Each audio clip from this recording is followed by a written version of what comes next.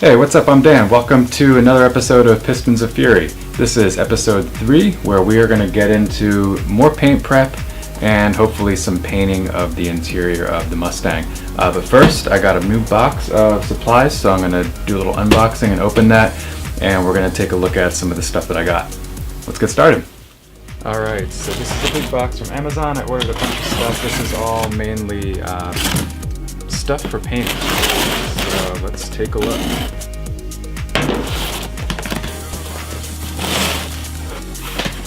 Alright, Amazon's bubble wrap stuff. First thing, this is a DuPont paint suit, size medium, so this should fit over work clothes, covers your whole body, doesn't let the paint touch your skin, which is really good because it's really irritating. Here, I'm gonna fix this.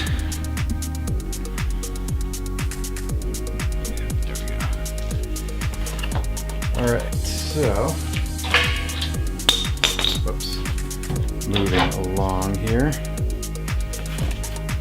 see what I have, more packing stuff. Face shields, I'll talk about those in a minute. Most important thing here is this full face respirator. I've got like a half face respirator that I've used for paint before, but I've never actually painted with real automotive paint. So to me, this is a big upgrade. It comes with well, I bought these separately. These are specific 3M filters that they sell made for auto paint. So they've got a whole range, 3M has a whole range of these cartridge filters that you put on respirators like this, and even the half-face ones if you can't afford this thing. This is like 130 bucks, I think, but you know, to me, it's money well spent because the real paint that we're going to be using, the PPG stuff, and really any professional automotive finishing system has these things called isocyanates. Really bad. They make you really sensitive to asthma. So basically, you breathe enough of them, and you will have asthma. And I like to think I'm pretty young, so yeah, I don't want to have asthma at all. So that's that. And then let's see these things. These are disposable filters like the dirt bike guys use. They put on the front of their helmet, so if it gets covered with stuff, you just peel it off. So I'm going to use that to protect my respirator. When I'm painting and there's a whole cloud of paint around me, I can use one of these, and then when I'm done, I can just peel it off and not ruin the face mask of my respirator. Let's see, so also got a air control valve for my paint gun. I had a cheap one that came with the gun that I have, but it broke before I even had a chance to use it. So this will actually allow me to control the air pressure right at the gun. So looks something like that. It's got a little gauge on it, has 2 connections. You attach it right to the bottom of your gun. And then along with that, I got a water and oil separator. So I'm going to use this in addition to the current separator setup that I have, which I'm going to show you guys right after this. And then finally, I got this little lawn and garden sprayer. This is actually more for the outside of the car, but basically when I go and paint in the garage here, I'm going to spray the ground so that when I do spray, dust doesn't fly up in the air. So that's all the stuff that I've got. And I think next what I'm going to do is I'm going to grab the camera and I'm going to show you the setup that I have for painting specifically for my compressor. Alright, so what we're looking at here, this is your basic Husky Pro compressor. You know, this comes from Home Depot. I think it was like 400 bucks. I've had it for, I don't know, probably 10 years now. It's 230 volt. It just keeps running, and for a hobbyist like me, I don't use it too much, so the duty cycle is pretty low. It should last close to forever. And then what I have here is I've got some lines plumbed in my garage. I've got this thing for all my air tools that I use. So I have a one line for my air tools, and then I've got a separate system that I built just for painting. I'm going to try to get this out of the way. So this is, I mounted on a piece of plywood on the wall. So basically what it is it's a separate cable, or not a separate cable, separate hose, and it's an entire separate hose system from my my regular air tools, because they have like grease in them and everything, so you get grease all on your lines and you don't want that stuff in your paint. So what I did, I was reading a lot on painting forums online, and somebody said they use a really simple system like this. So what it basically does is you've got a line that comes from your compressor, which is this orange guy, and then you shoot straight into a T, and you have a valve, a release valve at the bottom here. So the idea is that air shoots in here, it hits this like a wall. Any moisture will hit that and get trapped down here, and you just have to periodically release that valve to drain it. And then beyond that, I've got this bigger filter and water catcher, so I can drain that as well.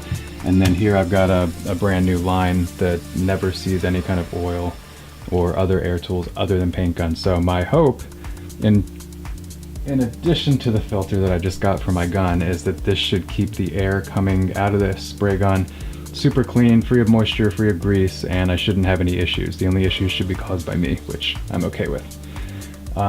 Yeah, so that's the setup. Oh, so paint guns, coming here next to a bright window, so hopefully this works. Yeah, so I've got this little detail gun my neighbor actually gave to me. It was free. It's a Finex. We'll see how it does. I'm going to use that for the interior, so that'll be the first gun. Then I've got a bigger Ingersoll Rand. It's probably pretty cheap, but we'll see how that goes. And then I've got another Craftsman older Saipan style gun, which I probably won't be using. So those are the two guns I'm going to be using. That's going to be a process. So yeah, I'm going to get some stuff prepped here, and then we'll probably jump inside the car and do a little more surface prep. Alright, so what I'm going to do here is I'm just going to show you guys as I do this. I might speed it up on the video, but just to get started. So I'm just going to redo the fittings on this small detail gun. I use Teflon tape on the threads. I don't know if that's necessary or not. I'll probably look that up, but I do just to be safe. I don't really like air leaks, especially at this level. So the way this basically works is your pressure gauge screws on like that. I think these are compression fittings, so it really shouldn't matter. But I already have Teflon tape on here, so we're just going to use that. Okay, so tighten that down. So that's the pressure gauge. You can adjust that. It's got a little knob that lets you do that. And then I'm going to do this oil and water separator, which actually looks like it already has some kind of sealant pressed into the thread, so I think I'm actually good there. So I'm just going to put that on. This makes the gun a little bulkier, but it's better than ruining your paint job, especially when you're using expensive paint and not cheap stuff. Okay, and then for the bottom, I am going to put some Teflon tape on that.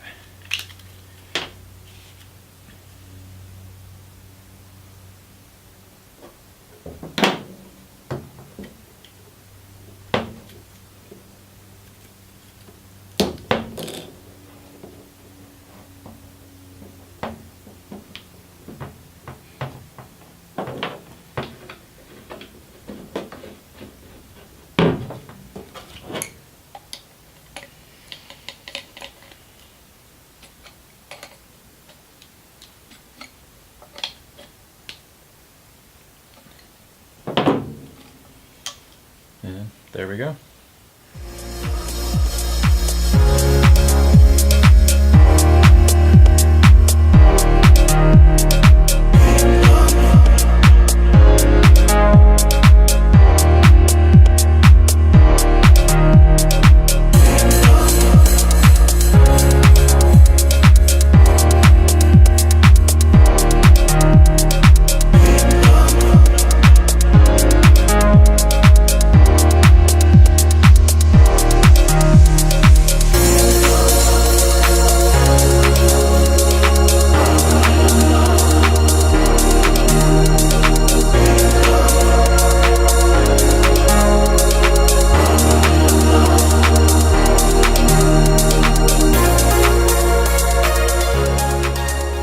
Alright, so just got done masking everything off. You saw me plug some of the holes in the door. I just don't, it's not that I don't want to paint inside the door, I just don't want to stir up any dust that's been sitting there for a long time because it's really hard to get in there and get all that out. So I'm going to do the same to the last door. I also finished up a little bit of body work sanding here, so I'm going to do that, and then I'm going to wipe everything down, tack everything, and then we should be good to paint. Alright, so I have my outdoor painting area set up. I have that that wheelhouse, that test panel all cleaned up. I use the exact same process as before, so I use these tack rags, I use acetone to clean it. I'm hoping that nothing goes wrong with that, but if there is anything wrong with my prep process, it's going to come out in this test panel. So that's my hope, is I get any issues out of the way here. These tack rags I'm using are not the ones I'm used to. They're a little tackier. They've got this glue that comes off on my hands. I'm hoping that doesn't come off on the panels. I was really careful not to let it as best I could. So anyway, panel's hanging up outside, so we'll be out there in a second. But first I've got to mix the paint. So what we have here is Shopline JP202. This is just a PPG system. I've got a DT895 reducer and a JH301 hardener. I can't find any information that says specifically that you can use this reducer with this 2K primer surfacer, but I'm pretty sure that it's okay because it's all in the same system. And this is actually used in my base coat, so it should be all compatible chemically. Now this gets mixed 4 parts, 4 parts paint, 4 parts primer. 1 part reducer, 1 part hardener. So I'm going to play around with the ratios a little bit. I need to see if I'm going to need any more reducer, because apparently this stuff comes out kind of thick. It's meant to cover up scratches and little holes and things like that. So you can actually use it as a filler if you remove the reducer. So anyway, I need to play with the ratios, but first I need something to mix it in. I've got these old plastic cups, which I think should do fine. I don't want to mix too much just because it's a little test panel, and I just don't think I need it. So yeah, let me clean that out real quick. Then I need to throw on some gloves. Alright, and I do have actual measuring cups for when I have bigger quantities. I just don't want to waste them because this stuff starts to add up after time. So what I'm going to do is I'm going to put the cup on my digital scale and throw on 2 filters and then turn it on. And what that does, it gives me a 0 out. So basically it ignores all the weight of the cup and the filters. So starting at 0, I'm going to aim for 4 ounces. I'm not sure how you're supposed to. Oh god, I have to mix this entire thing. This is going to be a pain. Ugh.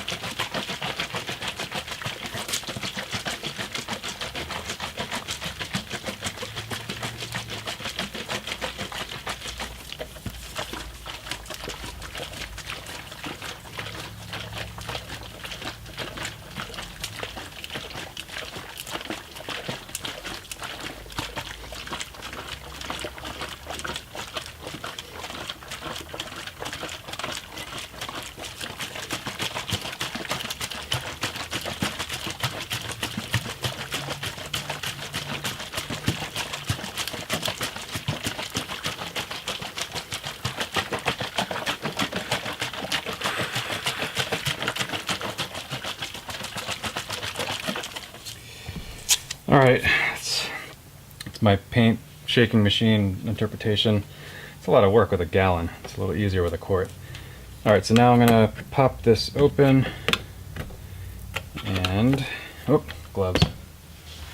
You do not want this stuff on your skin. It, in addition to being bad to breathe, it can enter your bloodstream through your skin, eyes, so that's why it's important to use complete face mask. Like I'm going to be doing. Alright, so let's see how nasty this stuff is. It's probably going to be pretty bad.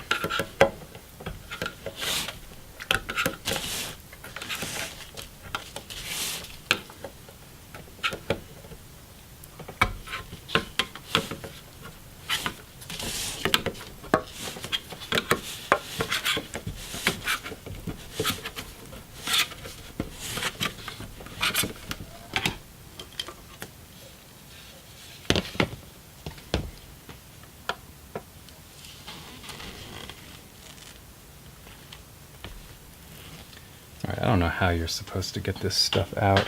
I'm wondering if I can just use like a little cup to measure it. Let's see, is that gonna... Got this little Dixie cup.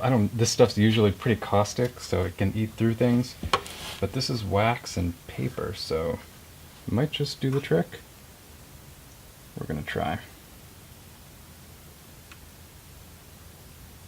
Okay, that's 1 ounce, give or take. It's 2.5.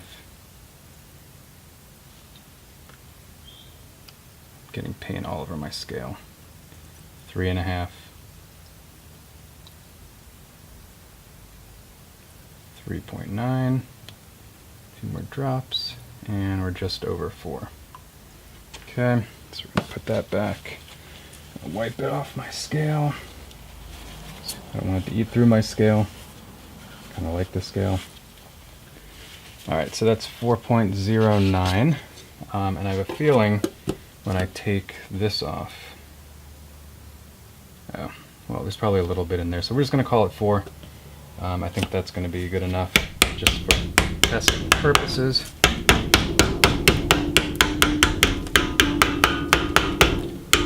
don't think it's the end of the world if I get it not exactly right, as long as you do it all in one batch. I think it gets challenging when you're doing multiple batches and then you mix it incorrectly, or there's a slight variation, then you can have different things happen with your paint job. So that was a lot cleaner. Alright, so here we're going to try to do 1 ounce of this stuff and then 1 ounce of the reducer.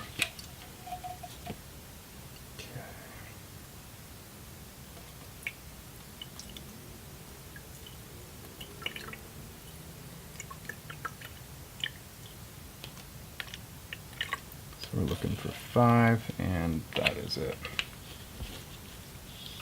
Alright, and this is the hardener. The reducer. Just got all over my bench. This stuff smells a little better. Kind of like nail polish remover. Or, no, nail polish. Alright, so we've got 5 ounces there. And now we need an ounce of this stuff as well.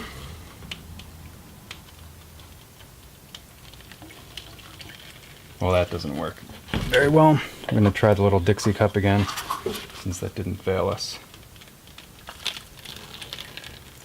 No, that didn't work either, so we are now getting reducer all over the place.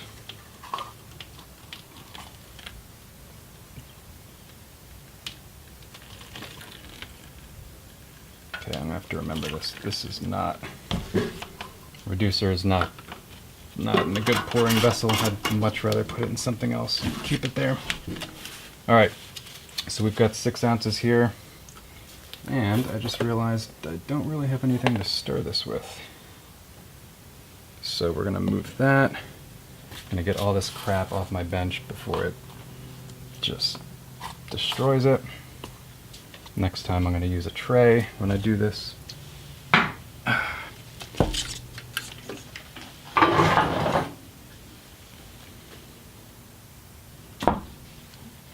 Okay, that down there.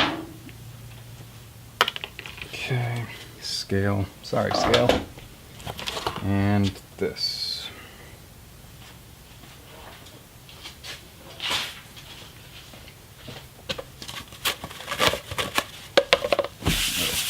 Clean up real quick.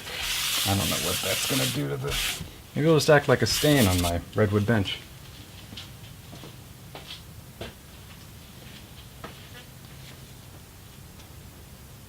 Alright, so what I just realized I don't have is a good paint stirrer.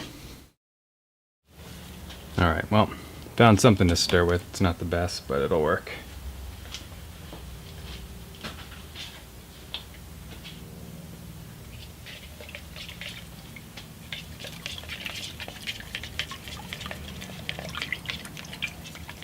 Alright, this stuff's actually pretty thin, a lot thinner than I thought it would be. It has a consistency of like chocolate milk. That's kind of what it reminds me of.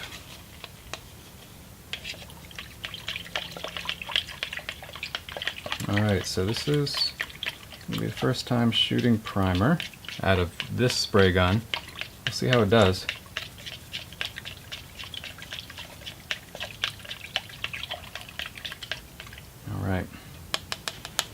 that should be it. Alright, so here's the setup. I'm kind of in the back alley with my recycling bin and everything. So I've got my piece suspended here. I've got it kind of taped off behind so I don't stir up any dust. I've also got the sun, which is setting. It's going to be on half my head. So plus I'm going to have a full face respirator on. So I'm not going to be talking while I'm doing this. I'm just going to go ahead and spray, and then we'll go back in and talk about how it went.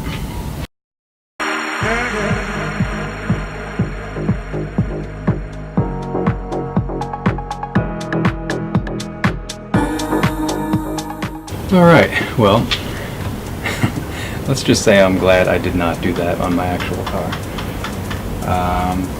You know, I'm not sure what happened. I'm going to have to look into this. It went on really, really heavy. It's probably an issue with the way I have the gun set up because I've never used it, but it just, the entire thing is running, so I don't know if I sprayed too much paint or what. Or maybe I just didn't prep the surface of this thing correctly, so I should probably sand it all down and hit the raw metal. Yeah. Alright, gonna let that dry and see what we got. Alright, so I think that's a wrap for today. I did have some extra paint, so I had a big piece of cardboard. I went out and did some more test spray on it. I think it was just some settings with the gun. I had too much paint coming out, and one thing I realized, you know, because I'm just so used to rattle canning stuff, that you don't see it immediately, right? So if you make a pass, you need to wait before you come back over that. You need to give it, you know, 30 seconds to a minute to materialize on the surface that you're painting. So lesson learned. That's good. It's a test panel, so when that dries, I'll probably sand that down tomorrow, do another test run before I even touch anything on the real car. Last thing I want to do is have to you know, fill the interior with primer and keep sanding that down and do that over and over. I'd rather make all my mistakes on this test panel and do it that way. So that's a wrap for today. I'll be back for tomorrow. Hopefully we'll get some paint on this thing. Welcome back to day 2 of episode 3 of Pistons of Fury. So yesterday we ended with basically a butchered painted patch panel. I did a lot of reading last night, adjusted some settings on my gun. I test painted that a little bit on some other stuff, just some cardboard and my tarp and everything. So I think I have the pattern right. I think I've got the paint flow issue solved. And I think mostly it was just user error. You know, with painting and everything I've read about it and everything I know from people I've talked about, it's kind of one of two things, and both are really on the user. It's technique and just knowing how to set everything up, and that's really the gist of it. Washing machine's draining. Yeah, so anyway, I've got this panel sanded down. I'm going to clean it up a little bit, and we're going to get ready to go and spray again, and we'll see if we can get this primer hitting that panel the way it should be.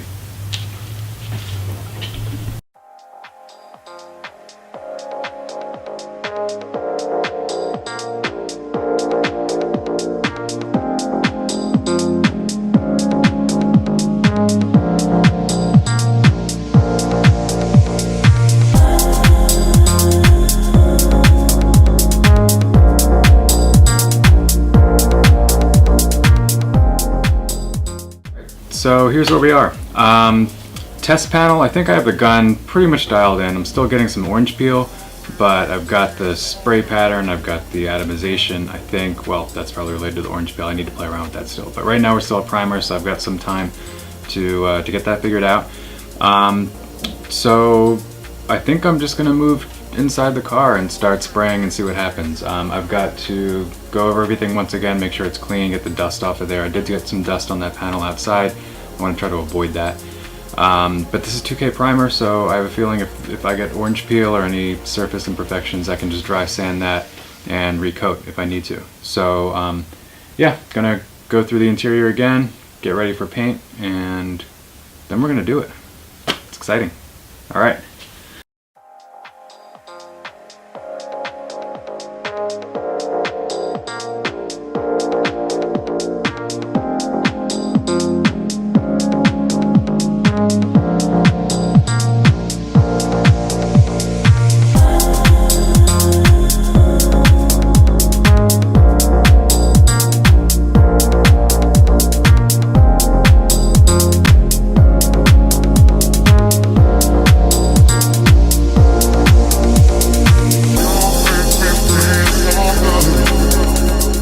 Alright, so I think that's a wrap for episode 3. I don't know how much of that you caught when I was in the car painting, but I've got some major surface contamination problems. I went over everything with acetone and washed it really good a few times.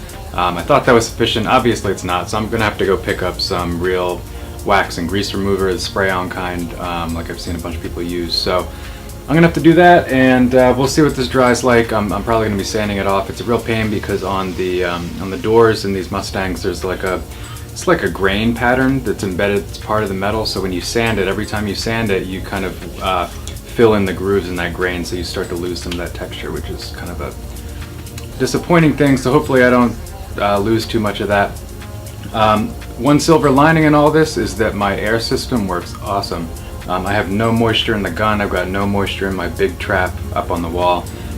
So as far as that goes, that's all good. It's just operator error. So that's the lesson of the episode, is that you got to pay attention to detail on this stuff. And yeah, it's a hard lesson, but we're going to come back next episode, and hopefully I'm going to do a lot of research in the meantime, and hopefully we'll get some real paint on there and start making some progress again.